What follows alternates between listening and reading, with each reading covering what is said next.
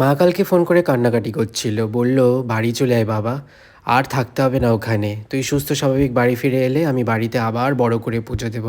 যেভাবে তুই বিদেশ যাওয়ার সময় আমি বাড়িতে পুজো দিয়েছিলাম ঠিক সেইভাবেই দেব।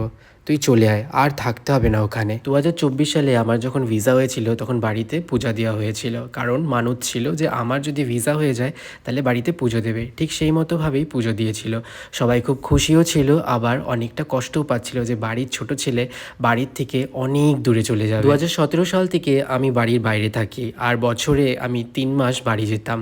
আর এখন তো আমি চলে আসছি দুবাই। সেই দুঃখে মা, দিদি সবার চোখে জল ছিল, আবার অনেক খুশিও ছিল, কারণ অনেকটা স্ট্রাগল করার পরে অনেকটা বছর পেরিয়ে আমি এই জায়গাটা পেয়েছি। আর এই দিনটার জন্য আমার থেকে বেশি ওরা অপেক্ষা করেছিল, তো ওদের মুখে হাসি দেখে আমার সত্যিই খুব ভালো লাগছিল। আমি তখন এই ভিডিওগুলো করে রেখেছিলাম, ভেবেছিলাম যে পরে আপলোড করব, কিন্তু এত কিছু কাজের চাপের জন্য এই ভিডিওগুলো কখনোই আপলোড করা হয়নি। তো ভাবলাম এখন উপযুক্ত সময় এই ভিডিওগুলো আপলোড করার।